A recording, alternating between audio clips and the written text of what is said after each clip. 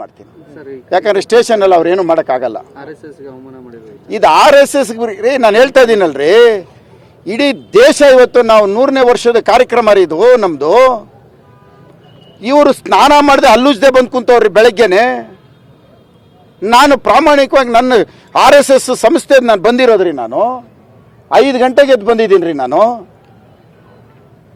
5 ಗಂಟೆಗೆ ಎದ್ದಿರೋದ್ರಿ. ನಾನು ನನ್ನ ಕರ್ತವ್ಯ ರೀ ಇದು. ನಾನು ಒಂದು ಭಾರತೀಯ ಜನತಾ ಪಕ್ಷ, ನನ್ನ ಕಮಿಟ್ಮೆಂಟ್ ಇದು, ಪಾರ್ಟಿ ಕಮಿಟ್ಮೆಂಟು, ನನ್ನ ಹಿಂದೂ ಧರ್ಮದ ಕಮಿಟ್ಮೆಂಟು, ಹಿಂದೂ ದೇಶದ ಕಮಿಟ್ಮೆಂಟು, ಹಿಂದೂ ದೇಶದ ಬಗ್ಗೆ ನಾನು ಯೋಚನೆ ಮಾಡ್ತಾ ಇರೋದು.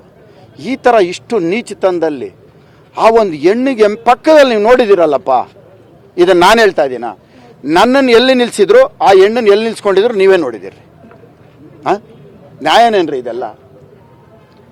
ಡಾಕ್ಟರ್ ಮಂಜುನಾಥ್ಗೆ ಒಂದು ಮಾತಿಲ್ಲ ರೀ. ಸೌಜನ್ಯಕ್ಕೆ ಅವ್ರಿಗೊಂದು ಲೆಟರ್ ಕೊಟ್ಟಿಲ್ಲ ರೀ, ಒಂದು MP ರೀ. ಇವತ್ತು ನನಗೆ ಮಾಡಿರೋ ಅವಮಾನ ಅಲ್ಲ ಇದು.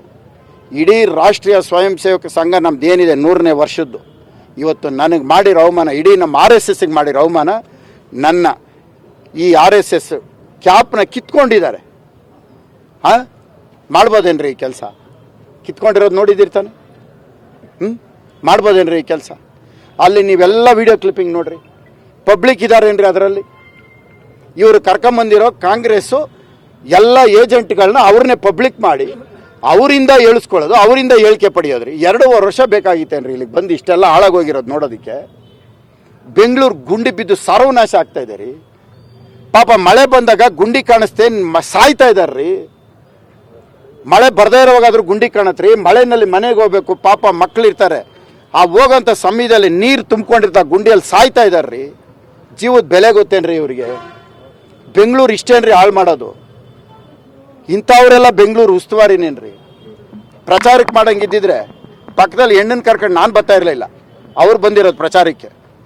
ಇದು ಇಡೀ DK ಶಿವಕುಮಾರು ಇವತ್ತು ಪದ ಬಳಕೆ ಮಾಡಿರೋಂಥದ್ದು ಕ್ಷಮೆ ಕೇಳಬೇಕು.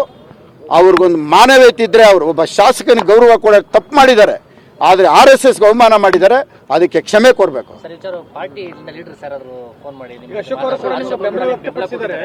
ಇಡೀ ಇದು ನಮ್ಮ ಅಶೋಕ್ ಅಂತಲ್ಲ, ಇಡೀ ದೇಶದ RSSಗೆ ಅವಮಾನ ಮಾಡಿರೋಂಥದ್ದು. ಇದು ಪ್ರತಿಯೊಬ್ಬರು ಖಂಡಿಸ್ತೀವಿ, ಎಲ್ಲರೂ ಖಂಡಿಸ್ತೀವಿ.